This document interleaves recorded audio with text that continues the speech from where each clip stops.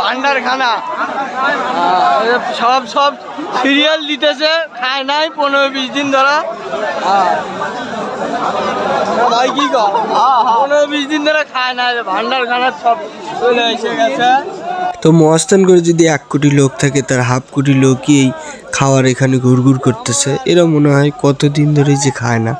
তো যাই হোক, অবশেষে আমরা আমাদের বাড়ির উদ্দেশ্যে রওনা দিলাম, মানে মহাস্থানগড় থেকে আমরা বের হলাম ধনুর যাওয়ার উদ্দেশ্যে। তো রাস্তা পথে মোটামুটি অনেকই আমরা ভাই বাদাররা মিলে সবাই মজা ফুর্তি করলাম। তো দেখেন, কিন্তু উপরওয়ালায় একটা কথা বলছে, সেটা হচ্ছে বেশি সুখ মানে কপালে থাকে না বা বেশি সময়ের জন্য থাকে না।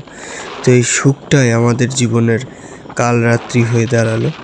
সেই দিনটা হচ্ছে শুক্রবার রাত 2টায়, আসলে এই মানে শুক্রবার না, বৃহস্পতিবার রাত 2টায়।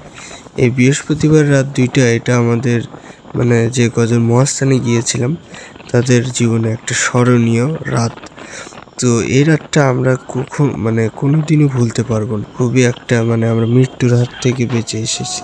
আমাদের গাড়ি যেভাবে মানে আমরা যে পিক আপে আছি, এই পিক আপটা উল্টে গিয়েছে জিয়া মেডিকেলের সামনে, মানে রানিং গাড়ি। যাই হোক, আমরা বেঁচে আছি, এটাই অনেক বড় কিছু। যাই হোক, সবাই আমাদের জন্য দোয়া করবেন এবং আশীর্বাদ করবেন। ধন্যবাদ সবাইকে।